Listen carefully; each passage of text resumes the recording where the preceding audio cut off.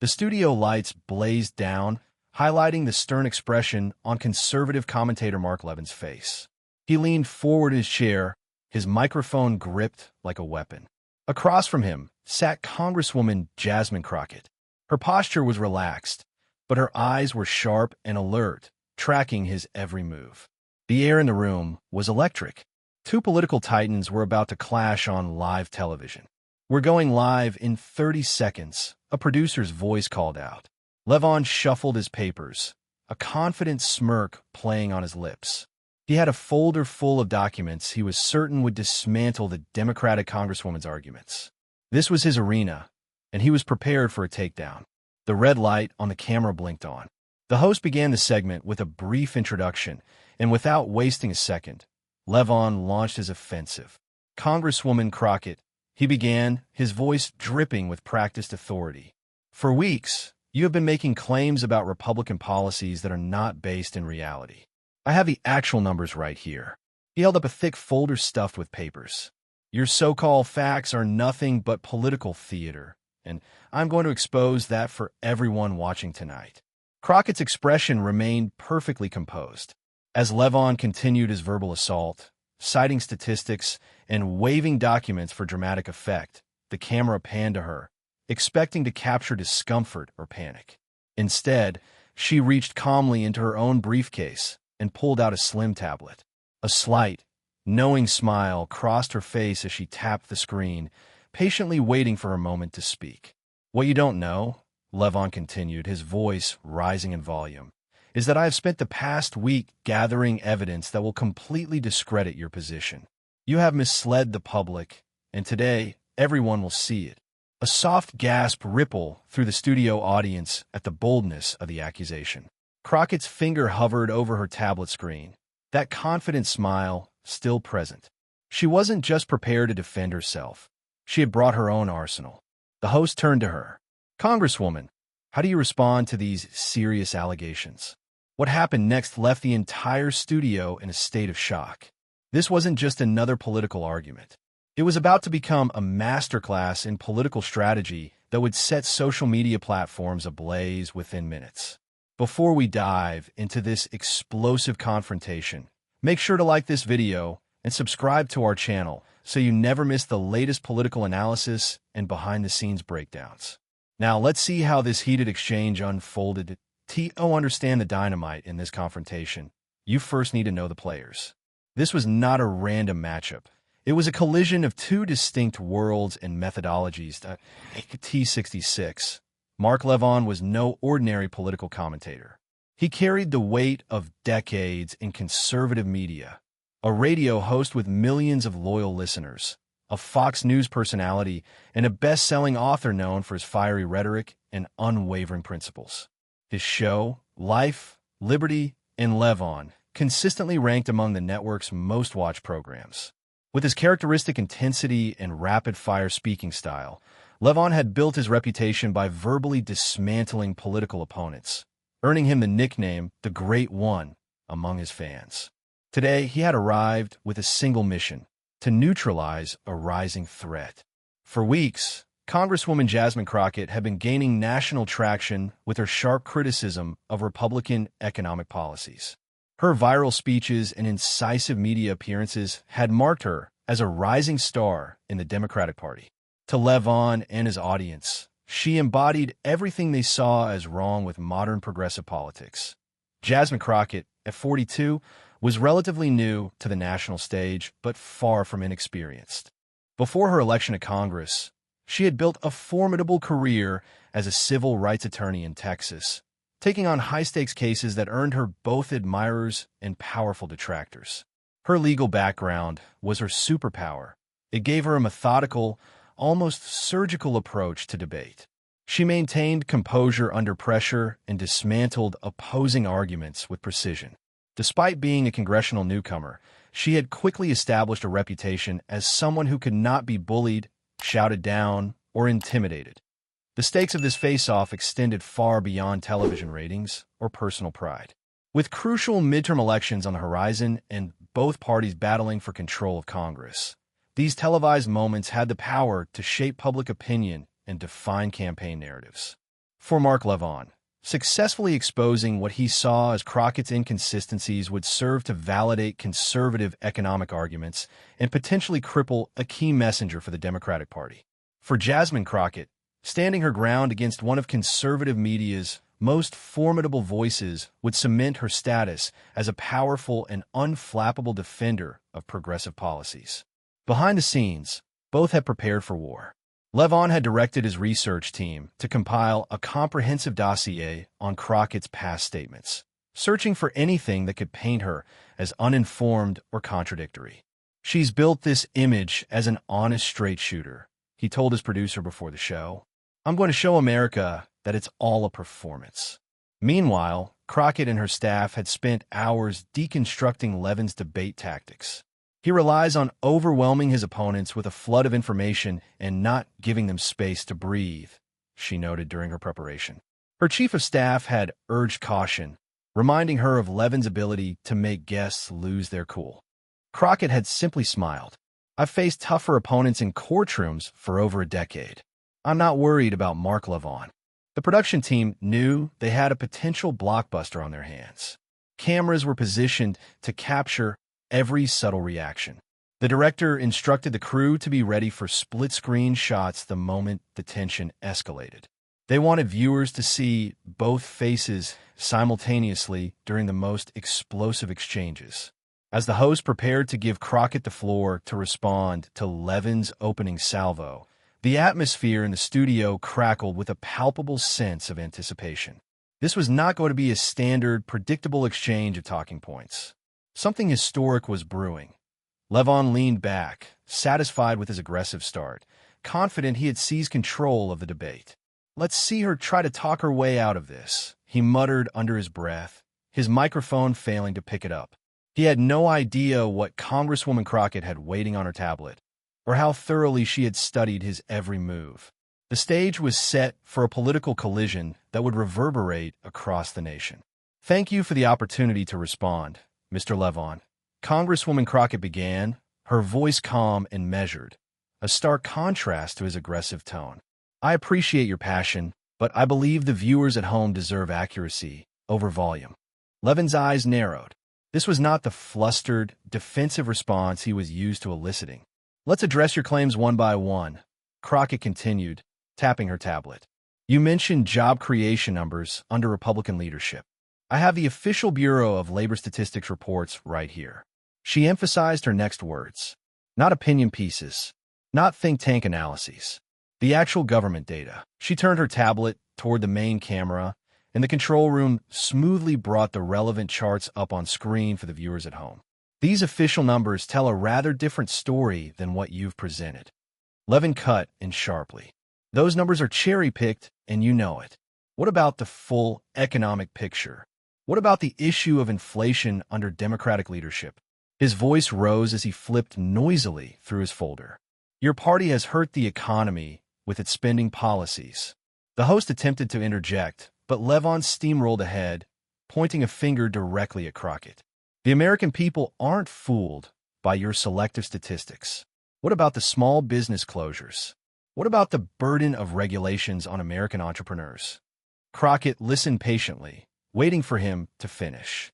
When he finally paused for breath, she responded with unshakable poise. "Mr. Levan, I actually come from a family of small business owners. My parents built their company from the ground up, so I understand those concerns on a personal level, not just a political one." Her voice remained even, but it now carried a new intensity. "But those same small businesses are harmed by misinformation. So let's be precise." She turned to another document on her tablet. "You mentioned regulations. I brought the official regulatory impact assessments from the past 4 administrations.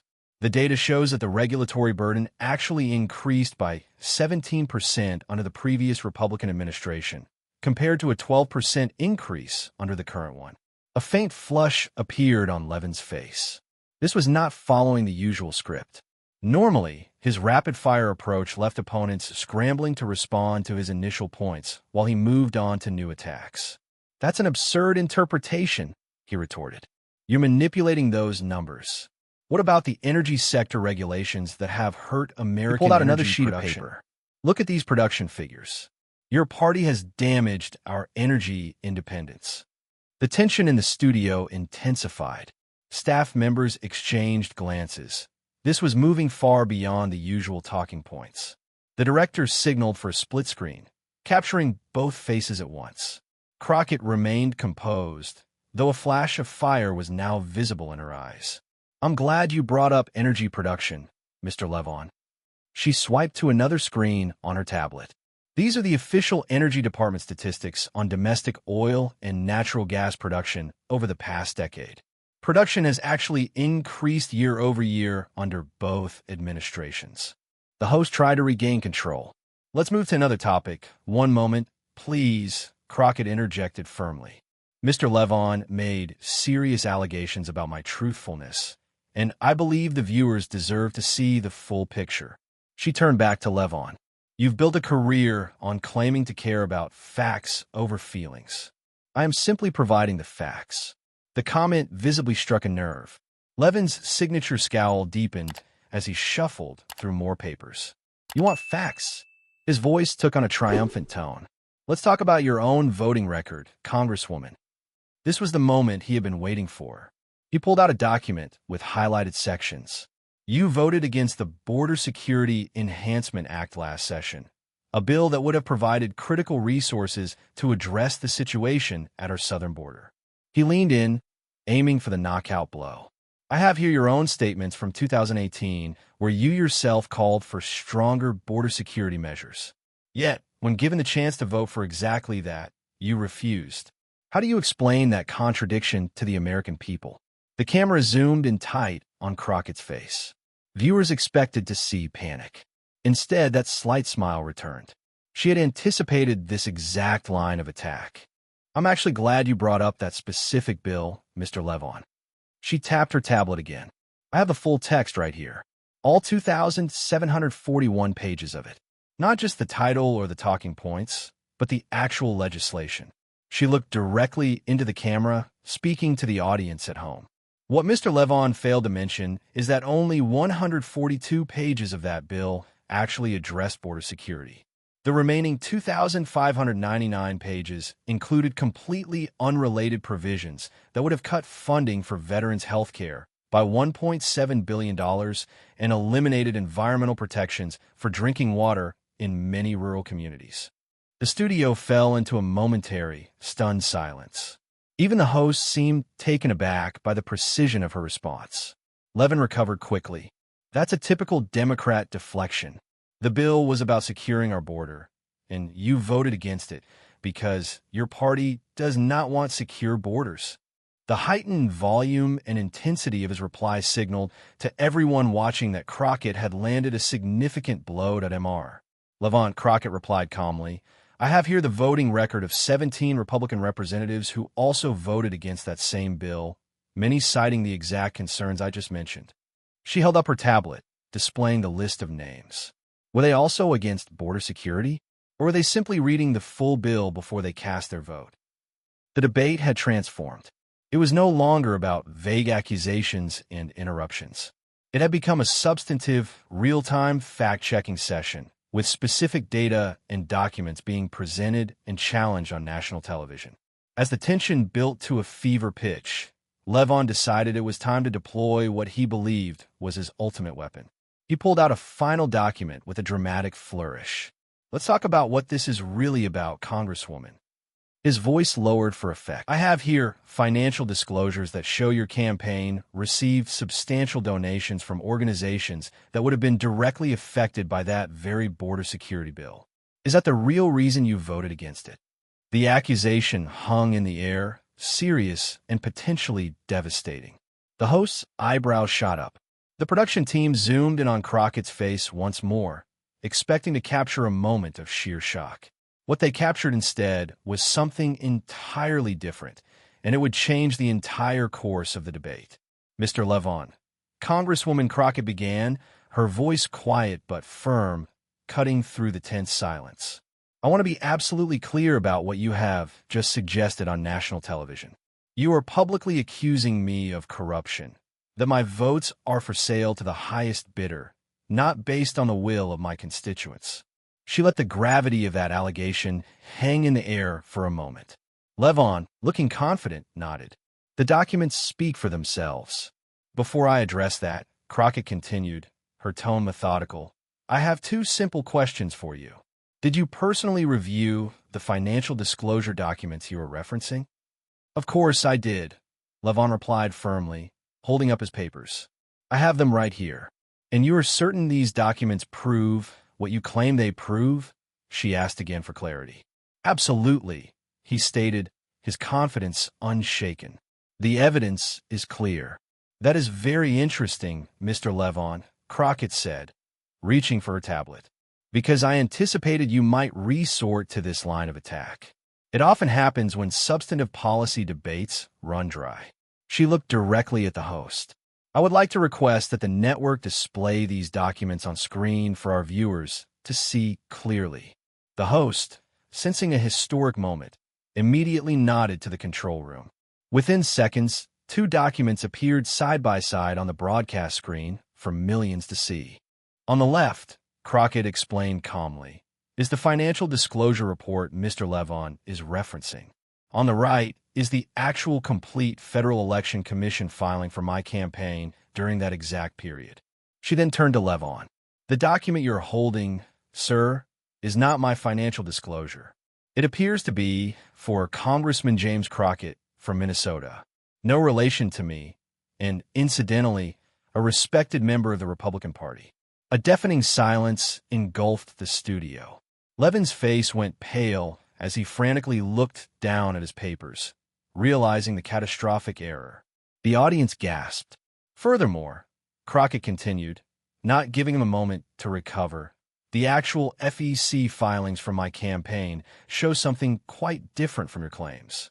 She pointed to specific lines on the screen as the camera zoomed in.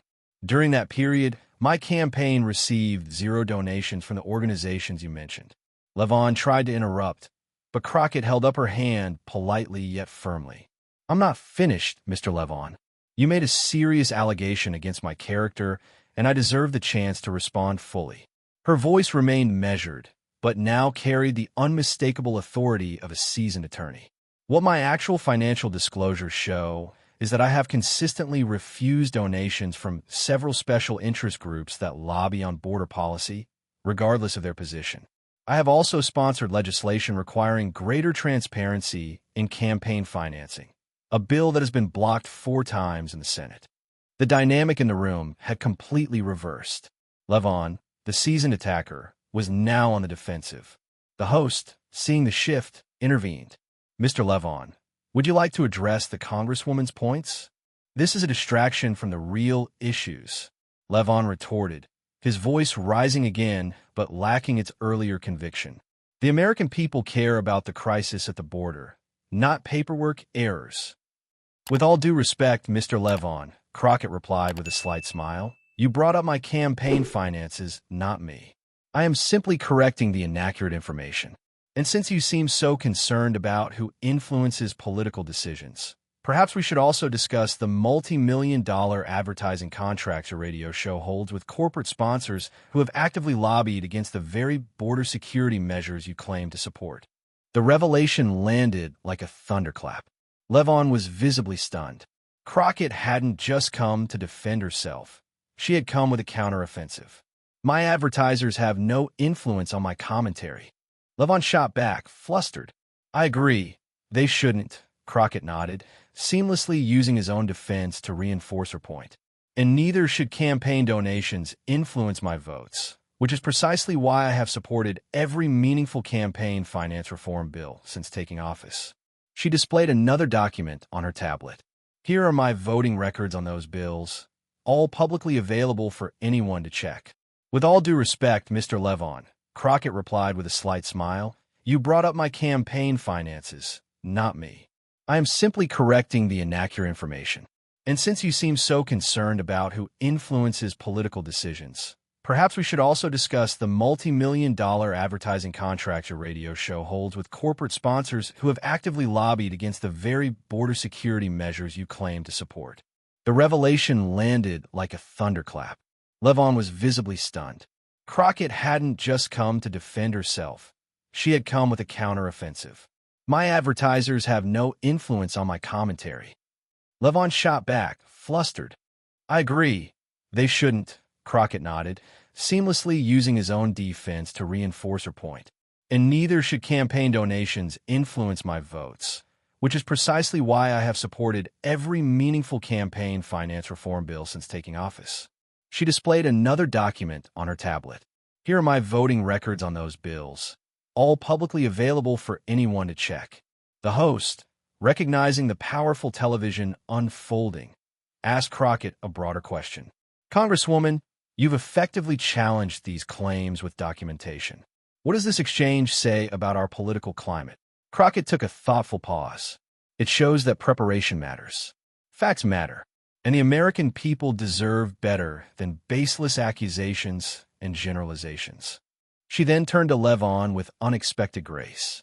Mr. Levan is a passionate advocate for his beliefs, and I respect that passion. But passion should never be a substitute for accuracy. The statement was devastating precisely because it wasn't a personal attack. It was a principled stand, delivered with professional calm. As the segment ended and the cameras stopped rolling, the production studio erupted into controlled chaos. Producers knew they had captured television gold. Clips of Crockett revealing the document mix-up were edited and pushed to social media within minutes, where they amassed hundreds of thousands of shares in the first hour alone. Behind the scenes, network executives were divided, some concerned about their star commentator being bested, others thrilled by the viral engagement. In the green room, a furious Mark Levan was already on the phone with his research team. I want every document she cited verified. We will address this on my show tomorrow. He was a professional, and he knew he had been outmaneuvered. Across the hall, Congresswoman Crockett's staff was monitoring the online explosion. It's trending everywhere. Her digital director exclaimed. Hashtags like hashtag factcheck and hashtag Crockett counter were taking off. More importantly, her office was flooded with requests for the detailed border security proposal she had mentioned during the debate. The political and media world reacted swiftly. Conservative circles were split, some rallying behind Levan, while other legal-minded commentators acknowledged Crockett's masterful use of evidence. Progressive outlets hailed it as a blueprint for how to engage effectively. The real-world impact was undeniable. Within 24 hours, Crockett's campaign saw a massive surge in small-dollar donations. Her social media following grew by hundreds of thousands. More significantly, she received an invitation to testify before a bipartisan Senate Committee on Border Security, a rare honor for a junior congresswoman, based on the thoughtful and detailed proposals she presented. For Levan, the confrontation ultimately reinforced his brand as a fearless fighter. His next radio show saw record listenership, though his approach featured more data and less generalization, a subtle nod to the lesson learned. The Levan-Crockett confrontation became more than just a viral moment. It became a case study in political communication, analyzed in journalism and political science classes. It proved that the public responds positively to substance over spectacle when it is presented effectively.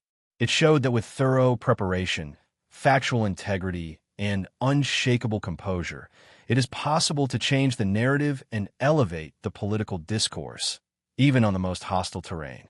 Congresswoman Jasmine Crockett didn't just win a debate that day. She demonstrated a new way to fight. If you enjoyed this deep dive into one of the most memorable political confrontations in recent history, then you won't want to miss our next analysis. We break down the moments that shape our political world. So, hit that like button if you found this informative, subscribe for more content, and turn on notifications so you never miss a video. Let us know in the comments below. What is the most important quality for a political debater to have? Thanks for watching.